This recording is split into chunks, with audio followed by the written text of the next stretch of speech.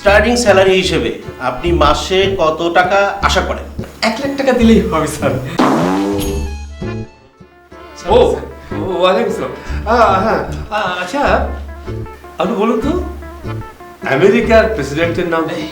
Mister Barack Hussein Obama. Good. তার স্ত্রীর নাম? Madam Michelle Obama.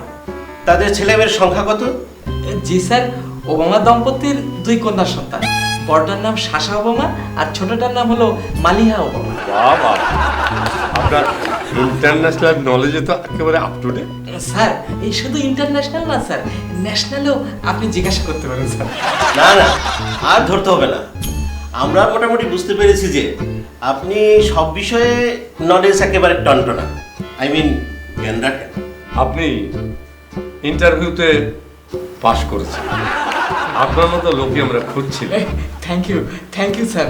আসলে স্যার আমি এ পর্যন্ত যতগুলো চাকরির ইন্টারভিউ দিয়েছি সবগুলোতে স্যার পাশ করেছি, কোথাও ফেল করিনি স্যার। ফেল করেন নাই, কিন্তু আপনার বায়োডাটায় তো লিখেছেন এই পর্যন্ত কোথাও চাকরি করেন নাই। আসলে হয়েছে কি স্যার জানেন, আমি ইন্টারভিউতে পাশ করে ঠিকই, কিন্তু কেন জানি চাকরিটা হয় না, সেটা ঠিক আমি বুঝতে পারি না স্যার। তবে আমাদের এখানে আপনার চাকরি হবে, আপনাকে আমরা সিলেক্ট করলাম। Thank you sir, thank you very much. আচ্ছা বলেন, স্টার্টিং স্যালারি হিসেবে আপনি মাসে কত টাকা আশা করেন?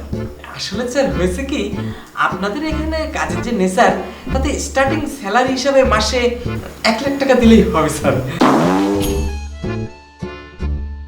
বলেন কি সাহেব, মাসে 1,00,000 টাকা?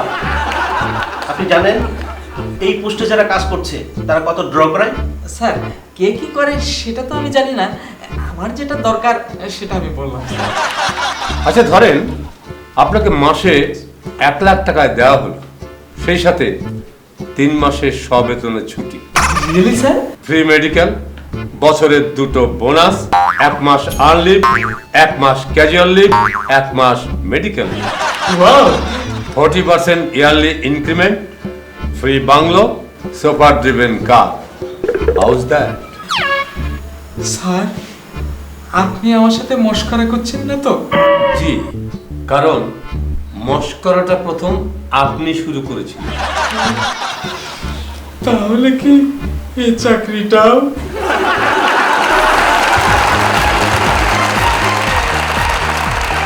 কি বলছেন দর্শক মন্ডলী, মানুষটি কখনো ওভার স্মার্ট হতে নেই, তাই না?